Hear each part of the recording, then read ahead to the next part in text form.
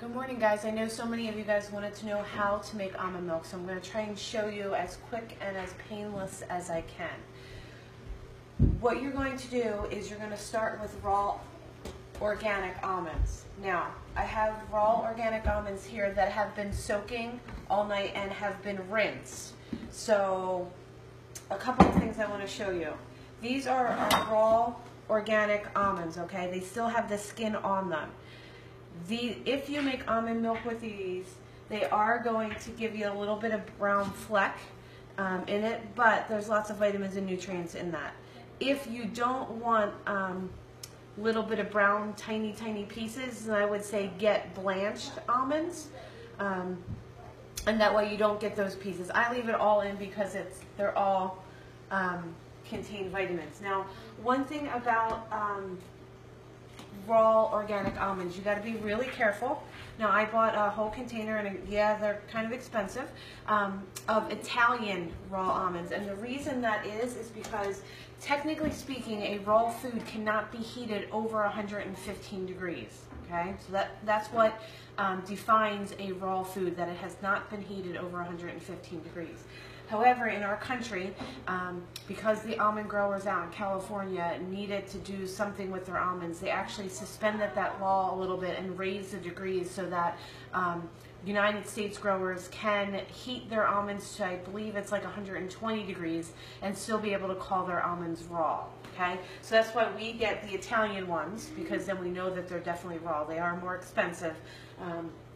But that's the difference. If you just get raw almonds, you're not really, if they're a product of the United States, which most of them come from California, they may actually not, in fact, be raw, defined by not being heated over 115 degrees. Okay, so these almonds have been soaked usually for 5 to 8 hours. I just usually do it overnight. I soak them in my pitcher. Okay, I'm going to show you how to do that.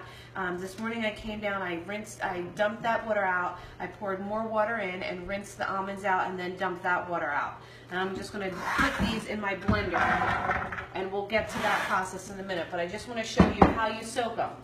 So what I do is I usually do 2 cups of raw almonds, and I just throw them right into my glass container here, and then I just cover them with water. It doesn't really matter how much. They just should be covered. So that's about 3/4 of a quart, and then I'll just leave that on my countertop till I get home from work this evening and make more almond milk. So that's it. Okay, so that's just for 5 to 8 hours. I've come back, I've rinsed out my almonds, right? And so now I have almonds. I have 2 cups of almonds, and I'm going to add water. Okay, you add as much water as thick as you want the almond milk. That's how much water you add to the almonds. So I'm going to add just a cup, and then we'll see how thick it is, and then we can kind of decide. We're going to go 1 1/2.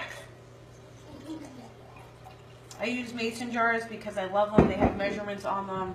They hardly ever break. So that's 1 1/2 cup, 2 cups almonds that have been soaked, 1 1/2 cups of water, and then you just throw it in your blender.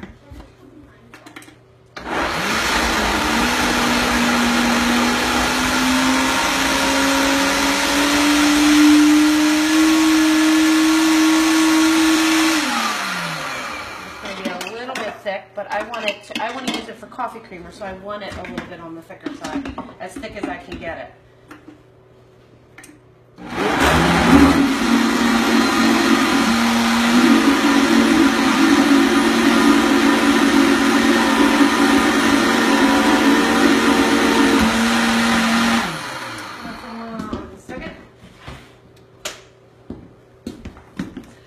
All right, so we have blended up milk or almonds and water. Now what you need is either cheesecloth, or I just use, this is just a cloth napkin. So I'm going to put it over my stainless steel bowl. Just going back, you want to make sure that when you're soaking your almonds, you do it in glass and not anything else, just because it's good practice. Okay? So let's see what's going to come out here. What you do is you pour part of your blob of milk here into your cloth, okay? And then this is where the milking part comes in. You just milk it out of the cloth. You guys see that?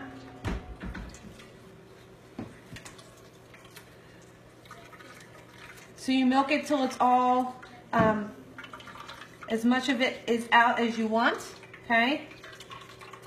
And then what I'm going to show you, I'm gonna once I'm off video, milk this a little bit longer to get more out. But what I want to show you real quick is what you're left in here is technically called almond meal. But what you do is you get 2 for 1. So then I take this out and I put it on a sheet and in the oven, or a dehydrator if you have one, but in the oven on the lowest setting, and dry it out for a couple hours, and then put it back in your blender, and you wind up having almond flour and almond meal, or almond milk. So that's it. That's how you make almond milk. Super simple. If you guys have questions, just comment below. And if you want to go to our website, it's l2ice.com. Have an awesome day.